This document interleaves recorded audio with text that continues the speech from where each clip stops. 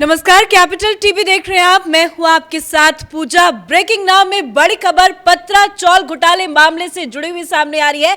संजय राउत को कोर्ट से बड़ा झटका लगा है। आज कोर्ट में संजय राउत की पेशी की गई और कोर्ट ने सीधे 14 दिन की न्यायिक हिरासत में संजय राउत को आर्थर रोड जेल भेज दिया है। यानी कि 22 तारीख तक अब संजय राउत जेल में ही रहेंगे। इस बड़ी खबर में मेरे साथ न्यूज रूम से जुड़े हुए हैं कैपिटल टीवी के editor in chief doctor Manish Kumar. 22 तारीख तक संजय राउत को जेल, कितना बड़ा झटका। झटका क्या कहें इसे, अपने पुराने दोस्तों से मिलने पहुंचेंगे उसी आर्थर रोड जेल में जहां अनिल देशमुख बंद हैं, उसी आर्थर रोड जेल में जहां नवाब मलिक बंद हैं, और इनका भी कमरा उनके आसपास या उनके बीच ही मिलेगा, जहां संजय राउत बाकायदा 22 तारीख तक मेहमान बन के रहेंगे।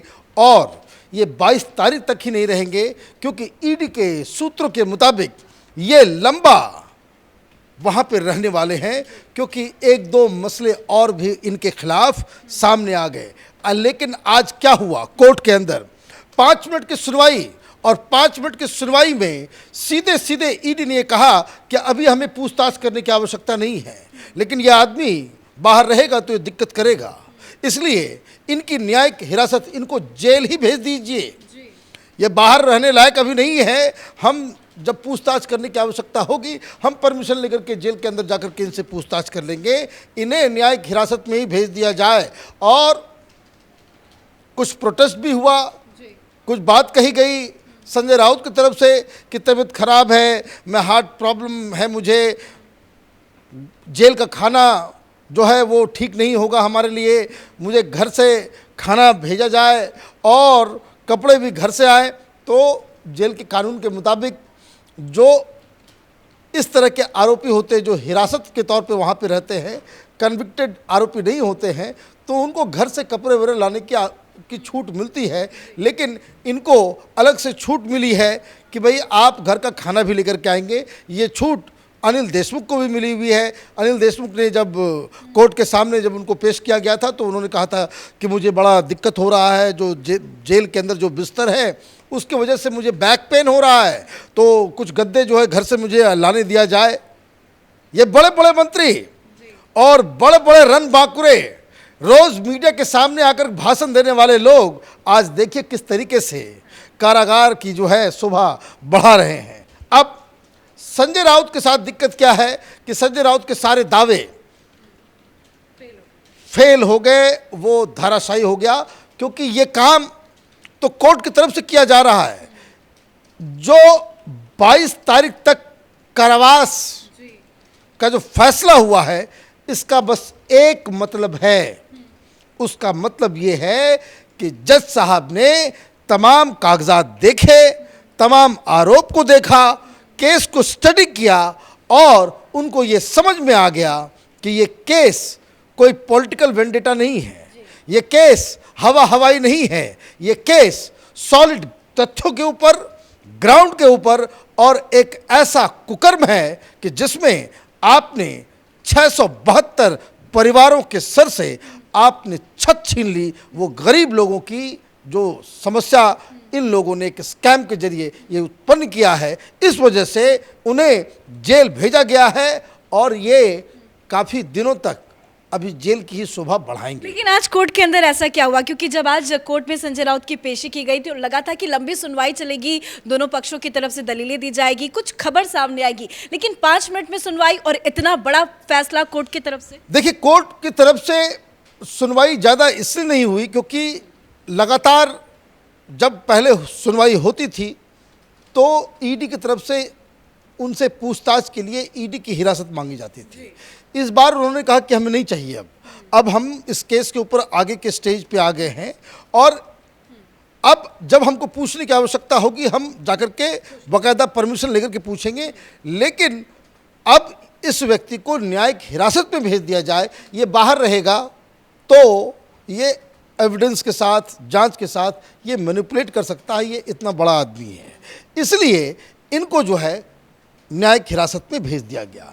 दूसरी वजह एक और थी कि पीएमएलए कोर्ट में बाकायदा ईडी की तरफ से ये इन्फॉर्म किया गया कि सिर्फ यही केस नहीं है, एक और केस है जिसको पर्ल चिट फंड स्कैम, ये 60,000 करोड़ रुपए का स्कैम है और इसमें अभी फिलहाल 7-8 लोगों को गिरफ्तार किया गया है, जिसमें पर्ल के मालिक, सीईओ सारे लोग हैं।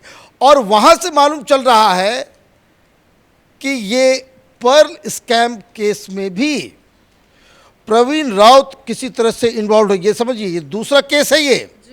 ये केस पात्रा चौल का नहीं है, दूसरा ये पर्ल केस है, ये अलग है, इससे भी बड़ा। इसमें भी जो काम किया गया कि करोड़ों गरीब लोगों को, जो इसको कह सकते हैं ना माइक्रो इन्वेस्टर्स, उसको ठगने का काम किया गया है और उसमें से कुछ पैसा इस तरह के तहकीकात से ये सामने आ रहा है कि प्रवीण राउत उसमें भी इन्वॉल्व है। और प्रवीण राउत इन्वॉल्व नहीं है, दरअसल प्रवीण राउत सिर्फ फ्रंट बना हुआ था, इसके पीछे भी ठीक इसी तरह के, जिस तरह से पत्रा चौल के अंदर प्रवीण राउत सिर्फ मुखौटा था, पीछे से संजय राउत पूरा काम कर रहे थे, मास्टरमाइंड थे, उसी तरह का role Pearl chit fund scam में भी निकल रहा है। इसलिए डबल प्रॉब्लम है ना, तो घर से खाना बहुत दिनों तक आएगा, क्योंकि ये मसला ऐसा है कि संजय राउत जो है वो चारों तरफ से घिर के फंस गए। उद्धव ठाकरे के लिए बहुत बड़ा जो फेस लॉस जिसको कहते हैं, क्योंकि अभी तक तो एनसीपी के 2 लीडर चले गए थे महाविकास अघाड़ी के, एक उगाही के धंधे में, दूसरा दाऊद इब्राहिम के साथ धंधा करने में, और तीसरा ये धौंस दिखा करके धंधा करने वाले ये संजय राउत, ये शिवसेना के ये तीनों लोग जो कभी एमबीए के चेहरा हुआ करते थे, जेल के अंदर है। बहुत बड़ी मुश्किल उद्धव ठाकरे के लिए, क्योंकि अब शिवसेना ये नहीं कह सकती कि संजय राउत निर्दोष है, मोदी सरकार के खिलाफ हम आवाज़ उठाते हैं तो इसलिए हमारे खिलाफ कार्रवाई की जाती है, हम विपक्षियों की आवाज़ जो है वो बंद की जा रही है। और इसीलिए ये सारी चीज़ों को के बारे में एमबीए के नेताओं को और ख़ास करके शरद पवार को ये सारी जानकारी पहले से थी, इसलिए चुप थे, अभी तक चुप हैं, एक शब्द नहीं बोल रहे हैं। और ये चले गए थे प्रधानमंत्री के पास, संजय राउत के खिलाफ कोई कार्रवाई ईडी ना करे, इसकी पैरवी लगाने के लिए शरद पवार ने प्रधानमंत्री से जाकर के बातचीत की। प्रधानमंत्री को जाकर के ये तक कह दिया कि संजय राउत के खिलाफ जो ईडी कार्रवाई कर रही है उससे आपका इमेज खराब हो रहा है। लोग ये कह रहे हैं कि प्रधानमंत्री मोदी की सरकार जो है वो जो सरकार के खिलाफ आवाज़ उठाता है उसके खिलाफ कार्रवाई कर रही है।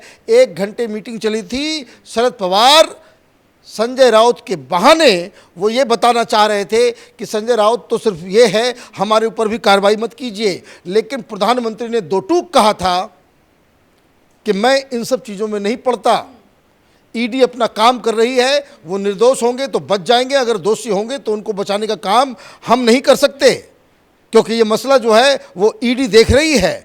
तो ये जो प्रधानमंत्री का मिजाज देखकर शरद पवार जिस हिसाब से वो बैकफुट पे गए, क्योंकि उनके परिवार में भी हज़ारों करोड़ रुपए का जो बेनामी संपत्ति है उसे ईडी ने जब्त कर रखा है। इनके ऊपर भी इनकम टैक्स से लेकर के उनके परिवार के ऊपर ईडी के बहुत सारे केसेस जो है ऑलरेडी चल रहे हैं। तो सब लोग अपने अपने को बचाने के लिए संजय राउत को छोड़ दिया। संजय राउत जो सबके लिए भोंपू बने हुए थे, रोज़ 9 बजे उठ करके जो उनका जो भोंपू चलता था अब वो तो बंद हुआ ही, लेकिन भोंपू बंद होने के बाद जिनके लिए वो बोलते थे ये सब लोग भी साइलेंट हो गए। मतलब संजय राउत न घर के रहे न घाट के रहे।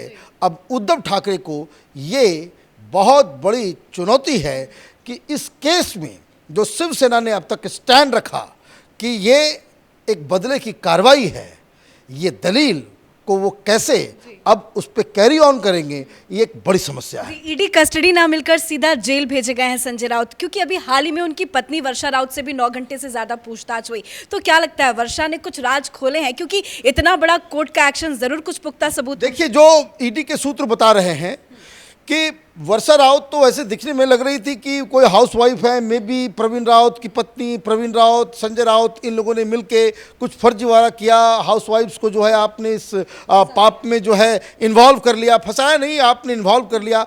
लेकिन जिस हिसाब से उन्होंने जवाब दिया है उससे तो साफ साफ लग रहा है कि सब लोग एक ही थाली के चट्टे बट्टे हैं। दे ऑल न्यू कि क्या हम लोग कर रहे हैं, क्या गड़बड़ है, क्या सही है, क्या गलत है। क्योंकि आप देखिए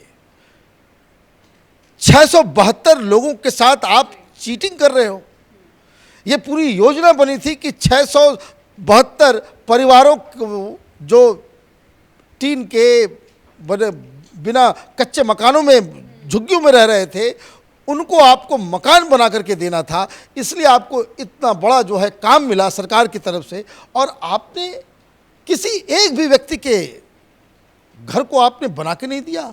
सबको दादागिरी करके, डरा करके, धमका करके आपने वहाँ से भगा दिया। तो ये पाप आप करोगे तो डिवाइन जस्टिस नाम की कोई तो चीज़ होती है, वो जस्टिस जो है वो डिलीवर हो रहा है। जी धन्यवाद अपडेट के लिए। तो बड़ी दिक्कत हो गई है संजय राउत के लिए, कहा वो एसी और वेंटिलेशन की डिमांड कर रहे थे कोर्ट के सामने, पर आज कोर्ट ने सीधा उन्हें 14 दिन की न्यायिक हिरासत में भेज दिया है। 22 तारीख तक अब संजय राउत को जेल में ही रहना होगा। पर जो सबूत ईडी के पास है, कोर्ट के सामने जो दलीलें दी जा रही है, उससे तो यही लग रहा है कि अब संजय राउत का बचना काफी ज्यादा मुश्किल हो चुका है। इस बड़ी खबर में मेरे साथ फिलहाल इतना ही। कैमरा पर्सन रवि के साथ मैं पूजा, कैपिटल टीवी।